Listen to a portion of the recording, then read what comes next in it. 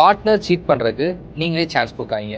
இந்த விஷயங்கள்லாம் உங்கள் பார்ட்னர் பண்ணாங்கன்னா அவங்க உங்களை சீட் பண்ணுறதுக்கு நிறைய சான்சஸ் இருக்குது.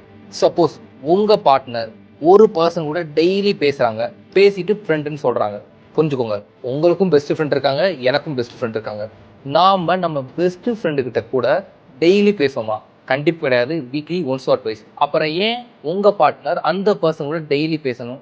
அஸ் அ ரிலேஷன்ஷிப் கன்சல்டண்ட்டாக எனக்கு சால்டாக தெரியும், ஒரு பர்சன் கூட நம்ம டெய்லி பேச ஸ்டார்ட் பண்ணிட்டோம்னா அவங்க மேலே அட்ராக்ஷன் கிரியேட் ஆயிரும். புரிஞ்சா உங்களுக்கு? நெக்ஸ்ட்டு, உங்கள் பார்ட்னர் வேறொரு பர்சன் கூட ஃப்ளர்ட் பண்ணுறது, நீங்கள் அதை ஃப்ரீடமாக கொடுக்கலாம், கேஷுவலாக அதை அலோவ் பண்ணிடலாம். பட் புரிஞ்சுக்கோங்க, உங்கள் பார்ட்னர் வேறொரு பர்சன் கூட ஃப்ளர்ட் பண்ணுறாங்க, அவங்களும் ரிட்டர்னாக ஃப்ளர்ட் பண்ணுறாங்க, என்ன ஆகும்? ஒரு ஸ்பார்க் கிரியேட் ஆகும். கண்டிப்பாக சீட் பண்ணுவாங்கன்னு சொல்ல முடியாது, பட் சீட் பண்ணுறதுக்கு நிறைய சான்சஸ் இருக்குது. அதுக்கு நீங்களே சான்ஸ் கொடுக்குறீங்க.